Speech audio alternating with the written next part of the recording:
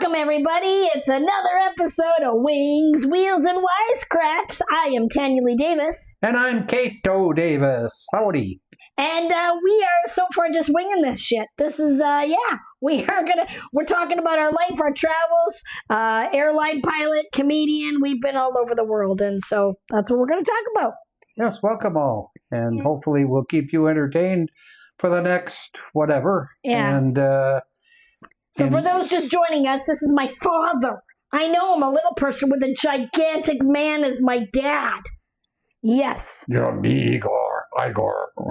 So I have a form of dwarfism called diastrophic dysplasia, and it's a recessive gene, and all diastrophic dwarfs have average-sized parents, so both my parents are tall.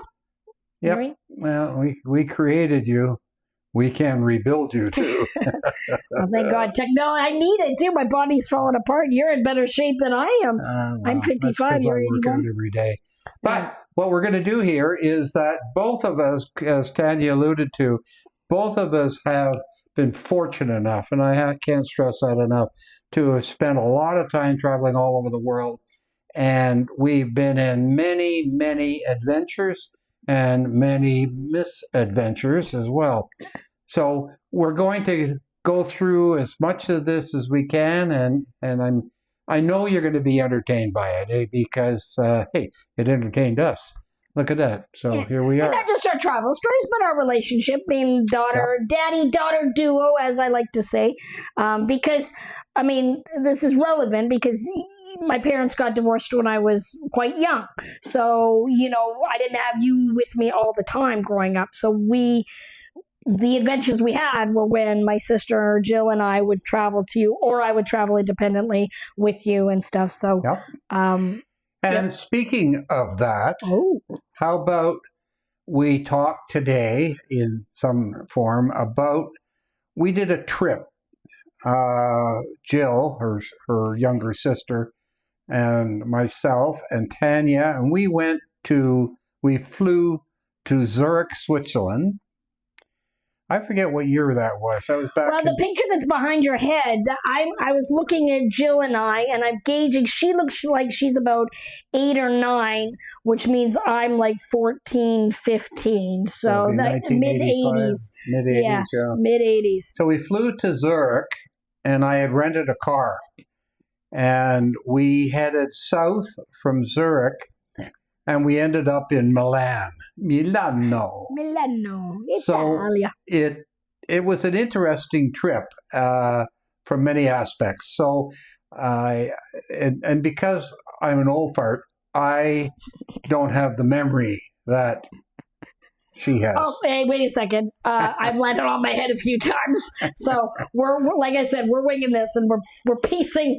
It's like a patchwork of memories together. But one thing that stood out to me when you said Zurich was this was my first time going, I think, proper international. And we were at the Zurich airport, and I saw guys with like AK-47s walking around through the airport. And as a young Canadian lass, I was like, oh my gosh, like what's going on in Zurich? Actually, I can remember from my first not my first trip, but as a pilot I spent 33 years with Air Canada, and I remember on my first trip, which was to Frankfurt from Toronto, that's one of the things that jumped out at me, is that everybody's walking around, they had the army, at least that's what they looked like, they were probably police, but they had, these, I think they were FN rifles, they're a NATO issue. And they were wearing all black. It was very intimidating. Well, that's what they're supposed to be, is they're trying to keep peace without having to use the gun. And really nothing much has changed there, because there's, still this crap that goes down. So but we were in Zurich, and let me just give you a little more. We had a car rented, and we got in there early in the morning, as most transatlantic flights do. Yeah. So we're all kind of going jet lag. Yeah, this is, I think, both of our first international trips. And the first issue that we ran into, which was one that we ran into every day, was who gets in the front seat and who gets in the back seat. So it was a big fight, these two kids. And so I gave boxing gloves to each one and We duked it let them out. duke it out. Of course, she won. It was quite evident from day one that Jill, her sister, the minute the car got rolling, she fell asleep. So she's probably one of the few people that said that she slept through Europe. And how are the Alps? I have no idea. But she fought me every day to whether or not to sit in the front I want to seat. sit in the front seat. And then she'd get in the front seat and she was out like a light. So Okay, enough of that. We left the airport and we headed south. We had no idea, literally no idea where we were going except into the mountains and south of Zurich. We were headed south. So and I got a map. We didn't have GPS. nope. I was the navigator. Very good at it. I stopped and got a map, and we kind of plotted a route that looked like it was going in the direction we wanted to go, and off we went. Well, so yeah, we went. So I have, like I said, mixed or chopped up memories, but I know I think I was in the 7th grade. Now that I think about it, because Benetton, the clothing brand, was I remember all the rage. Oh, remember? God. And I had saved up money for this trip, and all I wanted to get was an authentic Benetton. And we found a jersey. Benetton shop. Oh, we found a Benetton shop. Oh, well, that was later on, though. But we went to Zurich. We went up the Matterhorn.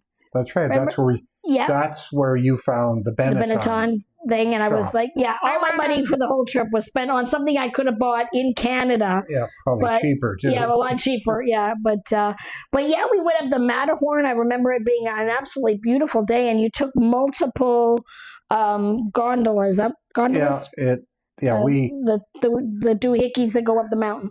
Yep. They gondolas. But the first day we got to about, I guess it was 1 o'clock in the afternoon, and you guys were both sleeping. Yeah. And I said, "What's the point? There's no point in doing this." So we came into a little town, and it had a lake, like typical Swiss town. And I saw a hotel there, and I pulled in, got us a room, and we slept and spent the night there. And I think this is the same memory of that village. Like I said, they're all hodgepodge, but the smell of the cow shit in that area, because it was in a valley or something, right? This little village, and there was quite a bit of farming, and the cows were this beautiful brown color, but the smell from the farms didn't smell like the farms in Canada. Everywhere. Yeah, maybe. But I have a recollection of that hotel and us getting there, and it's like I said, that photo I think was close to that valley. And we went through lots of valleys. We did. There were many, and again they had they're grazing sheep and cows and goats. And we were zipped back. We were doing the switchbacks. The roads were just like this up the mountain, and then the sheep were down there. the mountain on the other side. And you could never get more than 20 mile an hour speed up going down these hills or up these hills because of the corners. Right. And they're 2 lanes, but they're narrow 2 lanes. So the one car, you got to pull off to the side and let somebody else. In some cases, and there are big trucks coming down there, and you're thinking, I wonder when this guy's going to lose his brakes. Right. Yeah. That's the one great thing about traveling with you internationally. And I was telling Kevin about this, my husband, that you're an international guy, you got an international driving license. I never, like you, a lot of people in countries like the UK where they drive on the opposite side of the road or whatever. We have a whole story about Scotland. We'll talk about a different episode. But yeah, you drive like a bat out of hell anyway. And the European drivers, I think we were on the Autobahn at one point during this trip. In, is what you're saying. What's that? I fit right in. Yes, absolutely. But I'm saying I felt safe with you. And we ended up doing like 6 countries in 10 days. Like it was like Switzerland, Austria. Oh, and we went to Austria. That's right. And what did we do in Austria? We went to the Sound of Music. Cue the music. The world is alive. The hills are alive, Dad. Come on. Something's alive. Yeah. It's the Davis baby. The Sound of Music is my all-time favorite movie. And yes, so we got to go on the Sound of Music. For 1,000 times, the two of you. The Sound of Music we have to tour. go and see the Sound of Music. What was it? Was a house? Or we couldn't get on the actual property, but they took the gazebo, which is where they did You Are 16 going on, that whole sequence, and they put What was that town called again? Oh, I can't remember. I'll think of it. But we stopped in, they had the gazebo out, so you could do pictures in the actual gazebo where it was filmed. Then another stop was right by the church. Yes, Salzburg. Right. Yes, well done, Dad. For an old guy. Yep. And the church where they got married. And we ended up having apfelstrudel.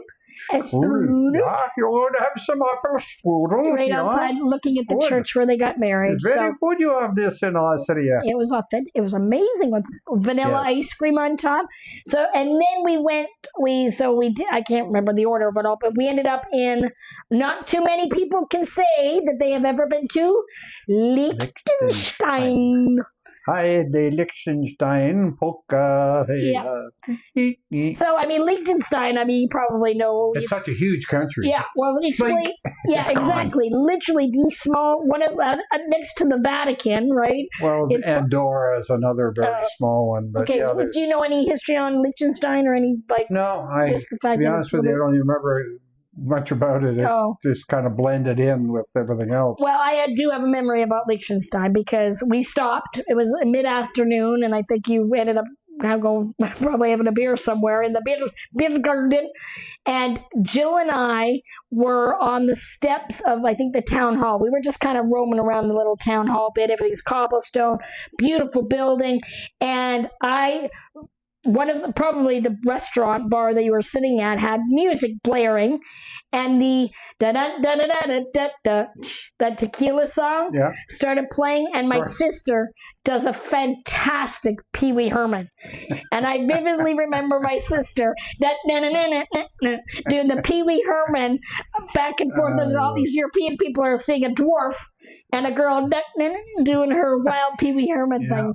So your sister knows Pee Wee Herman, does she? Yeah. Is she from Sarasota? Maybe she frequented movie theaters, did she? Maybe. Always going there. Pee Wee liked to be by himself. Kind of looking after himself. Yeah, there you go. Rest in peace, Pee Wee. There we go. You mentioned Italy. Yeah, Milan. We ended up. That's where we ended up. But we went to Vienna. Yep. Okay. And we went through a whole pile of, but we stayed more rural than anything else, because cities, to me, you can go to a city anywhere. Right. It's just a city's a city. Absolutely. Unless you're going to see something like, if you're in London, you want to go and see Buckingham Palace or something like this. Yeah, Australia or Sydney, you get the Opera House. We stayed more rural, and I think we enjoyed that much more. In fact, I remember, again, there was, I believe, in Austria, but we spent a night, or maybe it was in northern Italy, just either on the border of Italy, and we stayed in this hotel, which we found, and I always remember because it had a huge meadow in front of it, and then it started up the side of a large hill or small mountain, and this thing sat there all by itself. Right. Big long road up there, and we spent the night there, and they had a restaurant and a bar. Is that the case? So I was going to say, and it was in Italy somewhere. Is that the place where we had a little balcony off our room, and it was on the Como. Lake Como? We stopped in the Lake District, Lake Como. Now, remember, this is 1980 something. Yeah. And it isn't like it is. It was busy, but not that time. Yeah. We went to these old hotels. They sit along the road, and they're right on the water. Yes. And so we just stopped, and it was the first one we stopped at. And I walked in, and I said, "I need a room with 2 beds," and boom, no problem. And it's like I think I paid like $35 or something like this, and we had this small balcony when we were right on the water. But the balcony didn't look like it was going to stay on. I was going to say, the thing was tilted like this, of course, just so the rainwater would flow. Right. Oh, gosh. But, yeah, it was kind of like... you had to hold on to somebody else while you're looking up over the edge there. Right overlooking Lake Como. And then right below us was a patio where the bar restaurant was. Yeah. And we went down there for dinner. And sat outside, right beside the lake. We had a nice meal. It was beautiful. Some wine. At least I did. And for like $40 a night. I mean, it's like you probably pay $400 now if you could get one. Right, for sure. That was that whole lake district of Italy. That's just the northern bit of Italy. Right, we kind of just did a big circle around the top. From the mountains to the foothills parts of the Alps and the Italian Alps, and for people in Italy, that's where they go in the summer, and a lot of history up there from World War II and before, obviously, but some of the buildings are quite old up there. So beautiful. And I remember you, like I said, the driving situation would be driving along and like we're in these little villages, and all of a sudden you're driving through not a tunnel, but through a building, but only one car could fit, so everybody's booking, and then all of a sudden you're like, we have to let one car through, or oh my gosh, it was always like there were a lot of tunnels through the edges of mountains and through mountains and stuff like that. So driving was a bit of a challenge, and but it was, trying to drive and see some of the scenery too. While listening to Whitney Houston's greatest hits on cassette over and over and over. Not only the sound of me, we wore that tape out. I know, but the alternative was listening to Jill snore. Yeah. So, take your pick. Whitney Houston. No, and it was my cassette. I loved Whitney Houston. That was my girl. And we went through that greatest hits cassette. And another thing I just thought of when you're talking about Italy, I had a situation when I was getting into the car. So I was a lot more ambulatory, if you were, mobile when I was younger. I've had arthritis since I was 8, but prior to university, I walked everywhere. I didn't have a scooter. And so in Europe, I did what I did. And so getting into a car, I crawl in head first into a car. And I remember, I don't know if remember the story, I crawled into the car, and all of a sudden, somebody grabbed my ass. And it was an Italian... Was he a roofer? This inside joke, yes. We'll have to tell that story now. You made that reference twice. Eventually, we're going to have to... Well, after this, I'll tell you about that story, because it's good. Anyway, it was just some Italian guy. So, like a young boy who just saw this dunk, and he just got up. Italians just love those asses. And I turned around, and he was like, ciao bella, bellissimo. And I was like, oh... Tanya's got a groove back. But I was like 15 years old. So it was flattering, but also like, oh my God, what do I do? My gelato brings the Italian boys to the yard, everybody. Yeah, in hindsight, I'm thinking we got to save money by just letting Jill sleep in the car. That's true. Just don't wake her up. She says she can been. She tells people she's been to Europe, but she has absolutely no recollection of any of it. What did you see? I saw a headliner. The roof of the car. Yeah. No, I'm glad I still hold on to some of those memories. I was going to say that as we descended out of the mountains, and it was the thing that struck me, of course, it got warmer because this is summer, but it was the air. We went from this nice clear sky and air, and then as we descended down, you started to see the pollution and it was like this haze descended all over us. And by the time we got to Milan, it was, And then I remember what you guys wanted was pizza. Oh, yes, we had to have it. When we got to Milan, it was, we want pizza. And I remember distinctly, we went to this outdoor cafe in downtown Milan near the hotel we were staying at. And they order this pizza and it comes, and the two of them are going, because pizza's not really from Italy, right? So yeah, it was basically just dough and with the holes through it, and they barely put tomato sauce on it, and they'll put like almost like raw stuff on it. And we're like, because they don't put a lot of cheese. North America they put a shit ton of cheese, but not in actual Italy. It'll be just a couple sprinkles. It was all it was all crust. So we were just like, wah, wah. Yeah, they were just devastated at this. I mean, oh my God, let's go home. That's enough. That was it.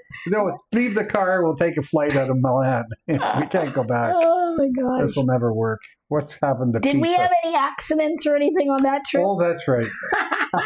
I was going to get to that actually, but I'm not sure where we were. I think it was in northern Italy. We're on our way back, and this farmer ahead of me in a car. And he just jammed the brakes on, and there was a lot of traffic, and I swerved, and the light, what do you call it? The passing light, signal light. Oh yeah. Hit his bumper, and it broke. I mean, no damage to his car whatsoever. He got out, looked, I looked, and the glass was all broken, and it was lying on the ground. So I picked all the glass up, put it in a little bag, threw it in the back seat on the floor.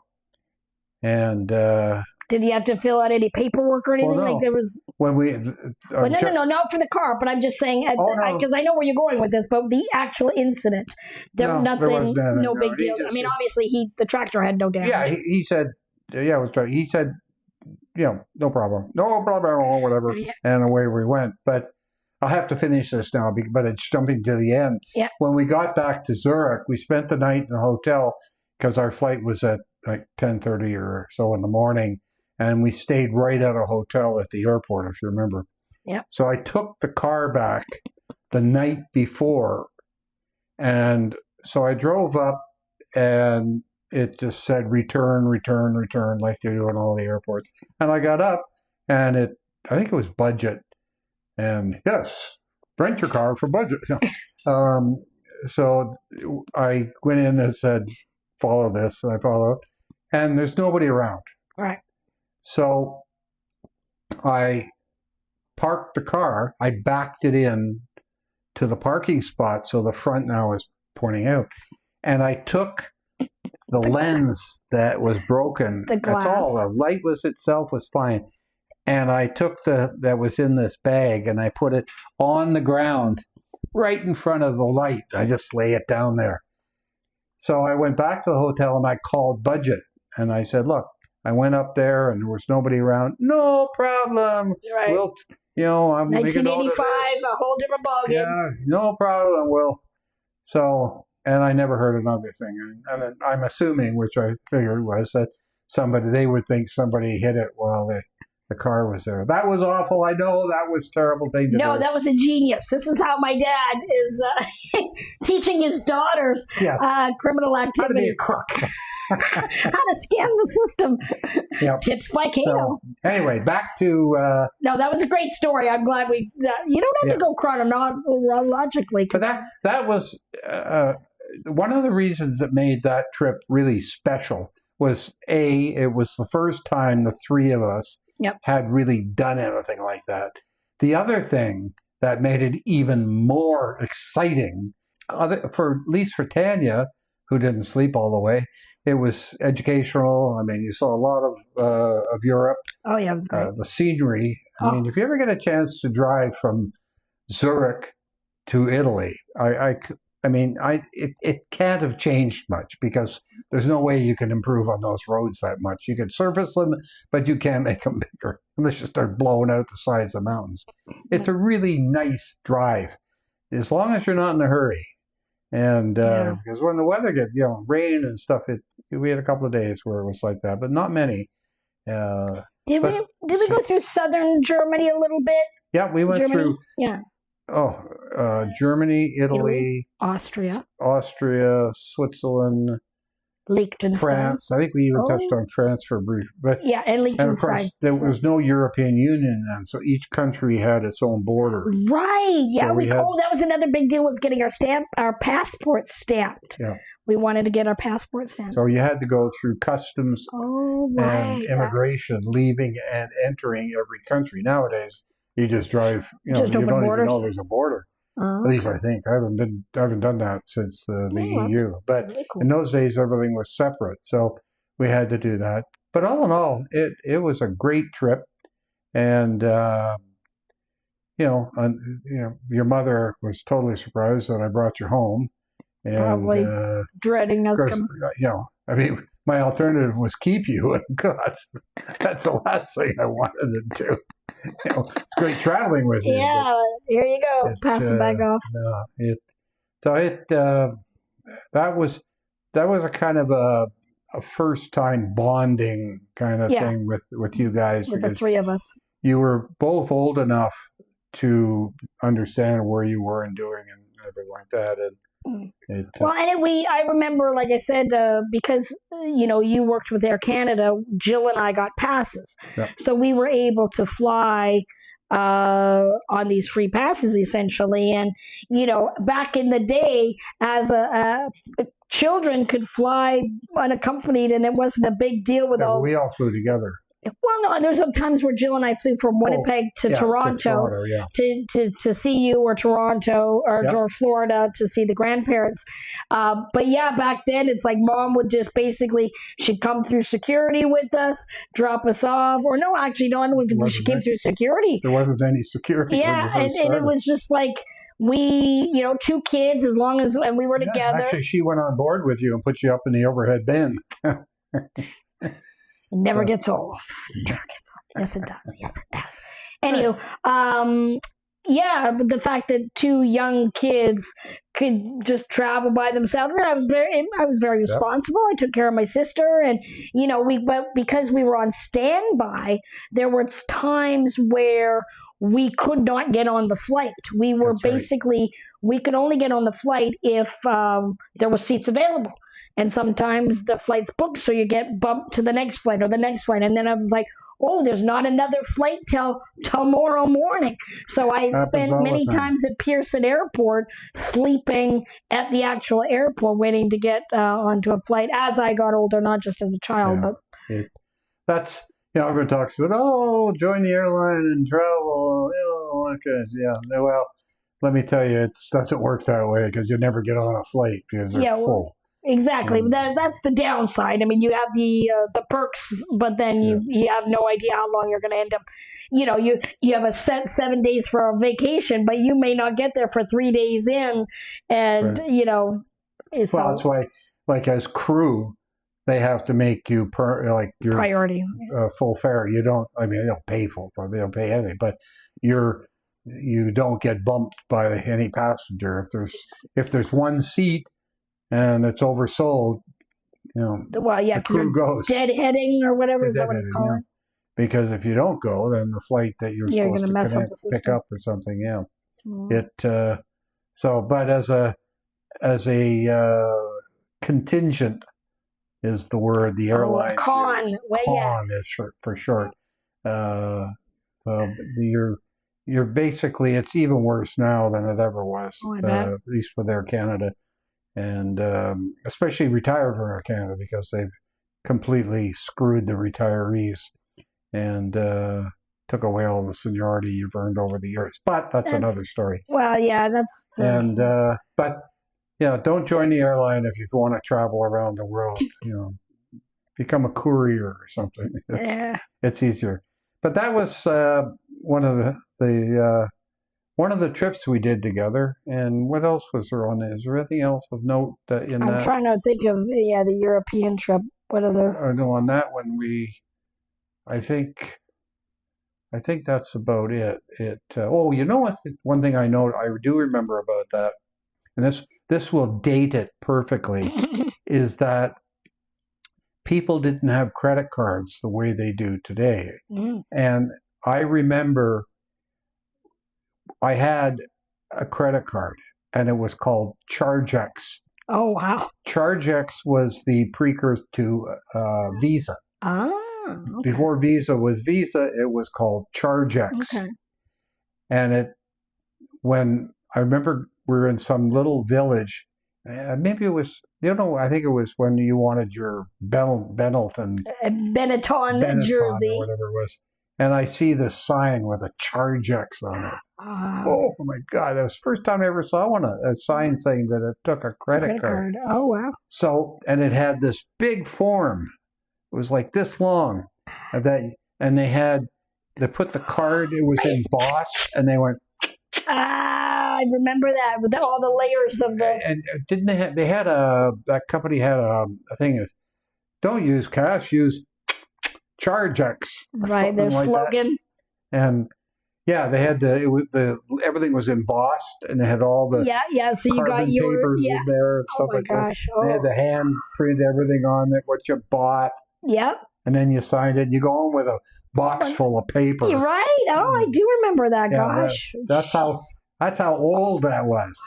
That's how old we are. That's crazy that we've come that far since that to now. The debit cards. Wave your card. Yeah, you just tap the thing now. That's so crazy. And they charge you for it, but and even then though, I saw where they were probably paying 0.5% in those days for the merchant to use the card.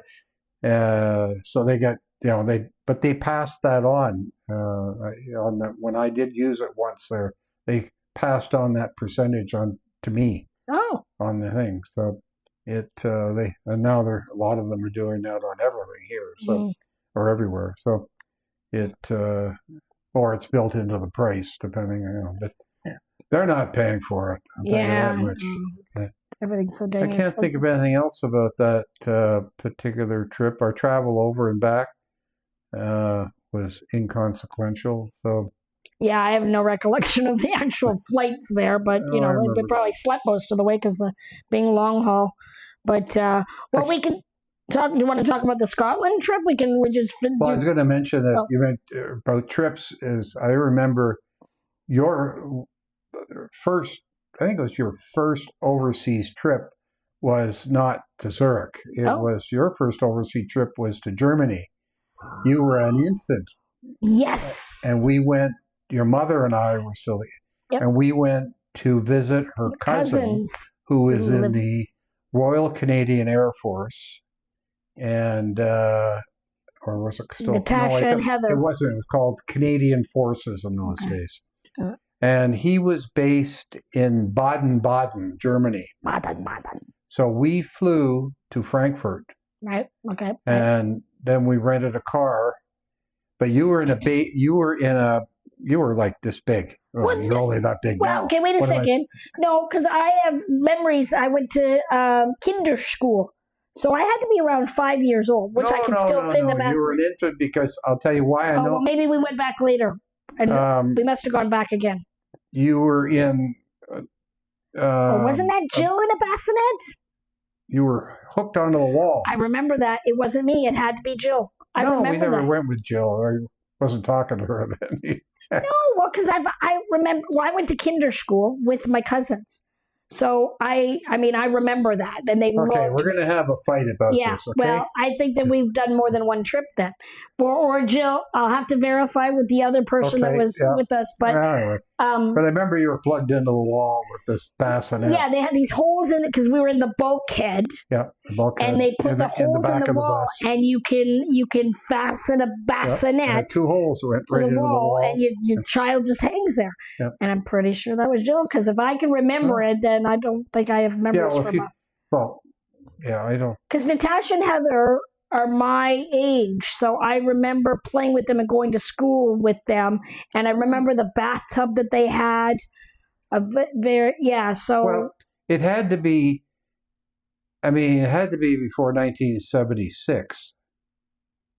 Well, Jill was born in 76. I know. So she was an infant. She was only a year old when your mother and I. Yeah, so it was within that first couple of months of her being born, I believe. Well, I can't believe it. Okay, well, I'll verify with Mom. Okay. We'll see on that one. Is that right, Jill? Oh, you're asleep. I'm sorry. Yeah. Okay. So, That's funny. anyway, But yeah, so we went out with the cousins and but yeah, the beer garden. one of the things I remember that going to Baden-Baden is they lived, your cousin and his family, they lived off base. They weren't on the base. Yep. And they lived in a little town, a little village, Liechtenau, I think it was called. Mm-hmm. Liechtenau, Germany. Oh. And Liechtenau, as I said, was just a village. It had a restaurant, and which was like most of the restaurants are restaurants / pubs / Yep, everything. of course. And we went for dinner there. Beer gardens. It's all farming around it, just nothing but farms. So we sat down, there were 6 or 8 of us, and we're all sitting at this great big wooden table. And they came along with chickens, and they went slunk, piece of chicken, half a chicken, everybody got. And then they brought these big platters of vegetables. Oh, nice. It came right out of the field. I mean, there was everything you could think. Oh, and they had this, it was called Spargel, which is asparagus, white asparagus, I believe. Correct me if I'm wrong. Put it in the comments. But it's called Spargel, and it's a delicacy. Oh, wow. I'm not a big asparagus eater. I don't eat it at all. I love it. But it's white, and it's the creme de la creme of asparagus. And they had a big stack of this, and these carrots, which were just stacked high, and boiled potatoes, and everything. French fries. Oh, no, they had the best French fries. Oh, these things were so good. Yes, I remember. I mean, we just sat there and pigged out, and wine and beer. Yeah, but the bill came to like $12 or something. Wow. It was so cheap. And then I also remember we went on to the base, and they had a duty-free store there. What? And we had the military. It was duty-free for me, but it wasn't for them. They would buy their liquor and everything like that. You could buy a bottle of hooch, this is back in the 70s, but you could buy a bottle of hooch at home, would cost you say $12, and it would cost you $2 over there. Yeah. And stuff. But all sorts of other stuff you could buy there that was dirt cheap, and they could buy this every day of their stay there. And but yeah, that was one thing I like about Europe, and the fact that just everything's so fresh. I have I went on a Rotary Exchange when I was in high school, and so I don't know if anybody's familiar with Rotary Club, but the idea was they go around all the time, don't they? Go around with other people. We Rotary around. So there was a group of us. Jamaicaans, Rotary? No. A group of us at high school, that decided, and we got the okay from our parents, that we would be able to go to Europe. And there was families over there that their children wanted to come to Canada. Right. And so we would swap, essentially. It was rotate. We would rotate. Rotary. There we go. Hence the name. So I got put with this family, and it was in a little village called Nordlingen, in South Germany, I believe, and it was a fortified city, so it had the wall built around it. It was a cute little village, and I believe the family that I stayed with, I don't want to say their last name, but I'll call them the Blank family, and Mr. Blank, Wolfgang Blank, and so they had 2 daughters, and the eldest daughter was going to be coming Mary back. Blank. Mary Blank. But they also had some Italian exchange students with them, and they had been there for Luigi a while. Blank. So they were lovely people, but here's a little blank. Stop. I brought my bicycle. I had a bicycle that was modified, a 2-wheeler that I got that was modified, that I could actually, when you're a kid and you have a 2-wheeler bicycle, the pedals are always going. But I had a bicycle where the pedals could stop. What? That's the intention on a bike. Well, no, the pedals keep, when you get a big person bike, as opposed you to can coast, and the pedals. See, I know what I'm talking.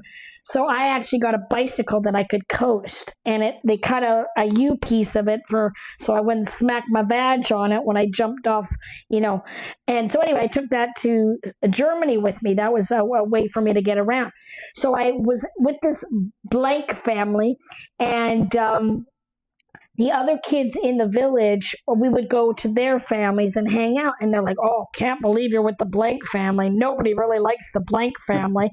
And they all, like that, and I was butting heads with the dad because obviously I'm in a new country. I'm hanging out with people, teenagers my age and new people. We're going to go out and explore and have fun. Do drugs. And drink wine. Everybody liked to drink wine. And so we went out to party one night. I guess a whole bunch of us went out. I came back and I was shit-faced. And I was trying so hard to not be drunk. And Wolfgang, I remember this vividly, sat me down at his kitchen table with the German to English dictionary, reaming me out. You seek too much action. You see, and meantime, I'm sitting at the table trying not to power spew. When you're about to vomit, you get that watery taste in your mouth, and I'm getting lectured by this man. Everybody else is in bed, and I'm trying not to throw up. But it's just like, he actually said to me, you should be thankful that we took somebody like you into our family. Uh-oh. Yeah. So the other exchange Did you start calling him Webster after using the dictionary? Through the dictionary. The other families actually were like, "We'll take you in. Because we were booted out. Yeah, but no, then little stick with a thing on it. Yeah, with a little thing on it. Well, so it was on the fence whether I'll call her Martina, whether or not she was going to come back to Canada with me, because we were not getting along very well. And so I had to be like, I'll be fine, I'll be a good girl kind of thing. So we decided she would come back to Canada. So there we get on Canadian soil, and we start going out with the Germans that are now visiting Canada. My girl, Martina, partying like a rock star now. She's away from her family. She's balls to the walls. And I'm like, bitch, where were you when I needed some backup? Now she's out there. We had to rein her in. And one night we didn't go out, and she was so pissed off. And I was like, are you kidding me?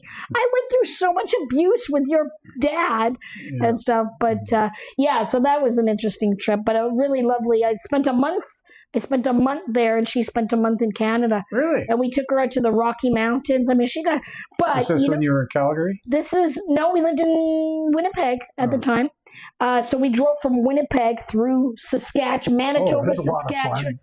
Well, yeah, that's where your sister learned how to sleep in a car. Exactly. Well, Martina was freaking out because... in Europe, there's something to see every 2 feet, but going through the prairies of Manitoba, where you can watch your dog run away for 4 days, it's so flat. She was in the car and just so upset, wanted to go home. It was just this is so boring. And I'm like, it'll get better, asshole. And it did once we got to the mountains and stuff like that. So, yeah, that was... Poor Martina. Yeah. Life is not fair. Having to cross the prairies. Oh, well, she made it. Yeah. It was, anyway, I made the best of it. And now she's moved to the United States, and she lives in Fargo, North Dakota. Yeah, right. Oh, God. All right. Well, I think that's probably good for this episode. You think so? So make sure you follow, and share. Hit that notification button if there is one. We are just kicking this podcast off, so please share it with your friends. One more thing that we should mention is if you have any questions about any of this or anything else about us or our by life, all means, put them in the comments below, because we check everything, and be part of this. It's your show. It's for you, and we appreciate anything you got to say, good or bad. If it's bad, though, so see where I get it from?